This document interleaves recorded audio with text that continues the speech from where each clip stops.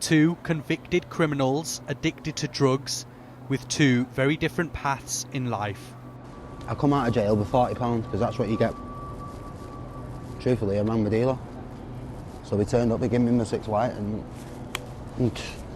it just starts again and again and again and again and again. When I got out on the 1st of April, I had a script in my hand for the Saturday and the Sunday and an appointment already made on a Monday. One released into a system prepared to support and provide treatment. The other left in a vulnerable, life-threatening situation. When I was a little kid and they asked you in school what you want to be, believe me, I did not say a crackhead. I did not say a drug addict, a substance user. The difference isn't necessarily their crime or sentence, but simply where they live.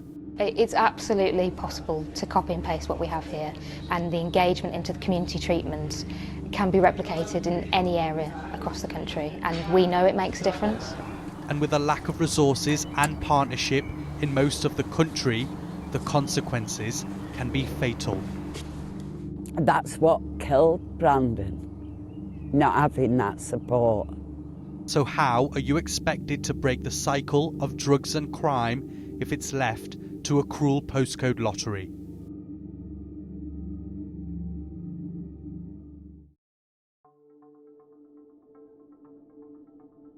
Oh, thank you, Rob. When he was released from prison, Joe had no other choice than to return here, the streets of Manchester. With limited or no support available for his drug addiction, he was back taking lethal substances. I got out on the 3rd of March this year and I got promised all these options would be available when I got out. But then when it actually came to the limelight, there was only one choice, and you know what that was? Coming back to this city centre, homeless, doing drugs. Manchester City Centre's like a breeding ground for it, yeah? There's no escaping it, because you'll say to yourself one morning, oh yeah, I want to get off drugs, but then you'll see somebody later who's selling drugs, taking drugs, offers you drugs. It's just that circle and it never ends. Just 2 hours down the road in the West Midlands, and that vicious drug cycle for Elton is long gone. His path out of prison was the complete opposite. I've got my prescription, which the prisons give me for the weekend until my appointment. I've always self-destructed when bad things have happened in my personal life. I've always ended up back on drugs, using that as a crutch basically to get through. But this time I've literally put walls around me of support so that any problem, any issue I've got, they're there straight away. Elton fell into a system that provides stability, from help with housing to daily doses of methadone, which keeps him off lethal substances. Thanks a lot. See you tomorrow. And a weekly meeting with his caseworker Got an appointment, it's okay. keeps him on track. Without that, I'd be rattling basically. I'd be back using drugs straight away, offending straight away. I'd have no other choice. Have a shower at breakfast by 9, college for 10. The problem is, in England, there aren't many cases like Elton. He's a part of a small and lucky group of people. However, like Joe, there are thousands of prison leavers across the country that need the support and treatment, but it's just not an option. A massive proportion of England's prisoners are known to have drug problems. Data shared with Sky News suggests 25,000 prisoners are leaving jail with drug issues, and across England, only 38% of them are receiving support for it. That means around 2/3 of England's prisoners are leaving jail and could be going straight back into a dangerous life of drugs. If we look at Manchester, the number of prisoners receiving support here is lower than the national average, at just 23.8%. It's amongst the worst in the country. But results in Sandwell are completely different. 49% of prison leavers got vital help in 2021, but latest data shared with us takes that number to 62%, one of the best performing areas in the country. You know, if I could get that help, do you really think I'd be sat here in front of my tent? Do you really think I'd be wasting my time, trying to explain how much of a system is? Because if the system wasn't I wouldn't be talking this right this second. For some, what happens in the hours after leaving prison can be the difference between life and death. Well, from the minute that he came out of these gates, they picked him up, they escorted him to probation, to see his probation officer. They waited for him, and they took him to his new accommodation in Stanley Street, and that was it. Brandon was just 23 years old when he was released from prison in Manchester. That same night, he died from drug misuse. Well, it was 10 to 1, and the house phone went, and it was his mum telling me that Brandon was dead.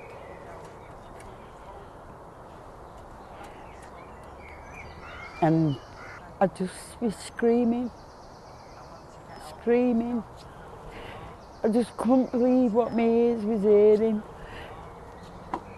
His family say that hours after leaving prison, Brandon realised his shelter was unsupervised, and so he left to find drugs. The following morning, he was lying in a corridor, dying of a cocaine overdose. No words could express how much I miss him. He wasn't discovered until hours later. There was no help for him, you know. There was nobody even to phone an ambulance. He lay there for hours. Who knows if he'd have had an ambulance, who knows he could have survived. But here we are now. If you said to me you needed help, I couldn't say, oh, there's a centre, there's a place you can go. There is nowhere. You know, you've either got to do it yourself or you're left to end up like this.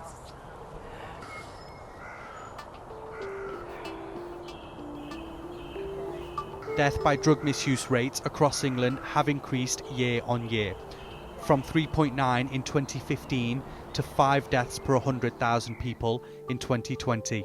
Again, Manchester's numbers are worse than the national average, with 9 in every 100,000 people dying from drug misuse. And again, Sandwell are performing considerably better. 2.2 deaths per 100,000 are caused by drug misuse. That's less than half the national average. So the question is, how is a place like Sandwell, despite its everyday challenges, offering people here a lifeline? So the Cranston team are just there on the right. Drug testing happens across the corridor just there. And then, as you can see, this is the main bit. This is where you're brought when you're first arrested in West Midlands Police. How crucial is it being so nearby? It's unique because this is our first point of contact for people who use drugs. This is where we can get to them. Meg heads up an organisation that is ingrained in Sandwell's response to drugs. Cranston works with the council, the NHS and West Midlands Police to rehabilitate drug users from the moment they're arrested. We feel it's really important to have a whole system approach, right from pre-arrest, where we have a diversion scheme for people found in possession of drugs, to the police custody where we are today, and our service exists across the West Midlands Police, right through to our community service in Sandwell, which picks people up from coming out of prison. So someone will come in and be checked into the desk here, and our team will either do voluntary sweeps of cells. You're right, Dan. I'm Dave. I'm a drug and alcohol worker. Have you got any addiction issues? Or actually, if someone has come in through a serious acquisitive crime, something like burglary or shoplifting, then they may be asked to do a drug test. You know, you're sitting in the police cell, you've got nobody, no contact, no nothing, and then they're there willing to help you straight away. This super block of cells functions in a completely unique way to the rest of the country. No other local authority has a system in place to intercept offenders on arrest and provide drug treatment right through to when they leave prison. So why isn't this formula, which we know is effective, happening across the country? It's absolutely possible to copy and paste what we have here, and the engagement into the community treatment can be replicated in any area across the country. It would reduce drug-related deaths, it would get more people into treatment, it would save money to society. So we would really want to look at and ask government to look at the model that we've got here and empower the local authorities to come together, to work together, to build the same sort of model across the country. But the government told us different areas have different challenges, and so they can't endorse a one-size-fits-all approach. Success isn't necessarily down to money, but how different authorities work together to deliver an effective service, all too evident at Cranston's headquarters. Okay, no worries. That's okay. Bye. Bye. Sandwell Council, the NHS and Sandwell has always had a big focus on drug addiction, alcohol-related harm. So that's important. This work is resource intensive and we could always do with more funding. And it's a cost-effective spend. If we can help someone back off drugs, that reduces costs for the whole of society. It reduces crime. It would be shooting ourselves in the foot as a society to not support this group of people out of those problems and back into maybe a more functioning role in society. The drug and alcohol workers here aren't just meeting people at police stations or at the prison gates. Simon takes life-saving supplies to people on the streets. It's face-to-face engagement which proves vital. We need to get out there and meet people where they're at.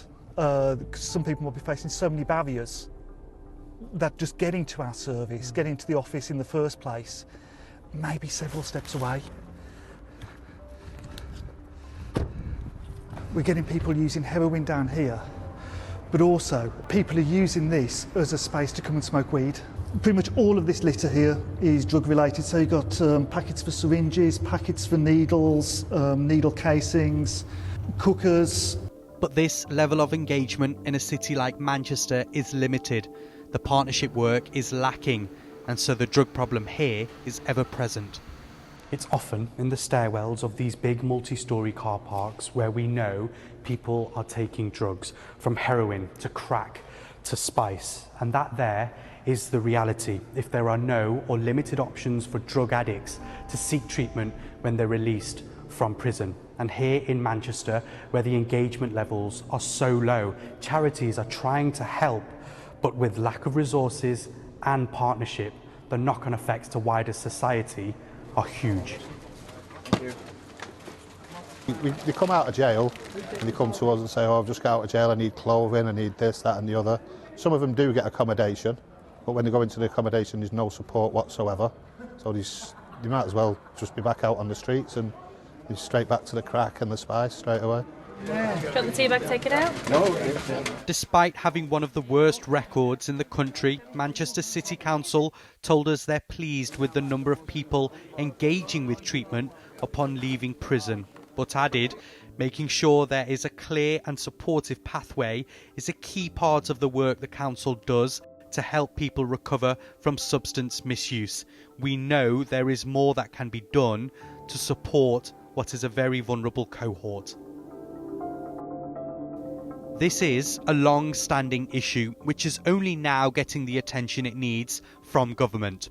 They've declared a new £120 million fund to crack down on addiction by rolling out 18 abstinence-led drug wings in prisons to get offenders clean, and recruiting 50 health and justice coordinators across the country to improve links between prisons and community treatment services. But their biggest commitment, ensuring every offender will have access to treatment they need and a plan to help them turn their backs on crime, are empty words to people like Joe until he sees that change. I'd drop every single drug in the world if I could get proper help. I want to be a role model for my little brother and sister, but while I'm on drugs I can't do that. And because I know in my head I can't do that, and the addiction's got me, I take more and more and more. With Cranston this time, it's been more like a circuit breaker, and instead of self-destructing, of using the bad things that have happened to turn them into positives and build myself differently this time. Couldn't thank them enough. Without them, I'd no doubt be still on drugs and still offending, and if not, in prison or dead.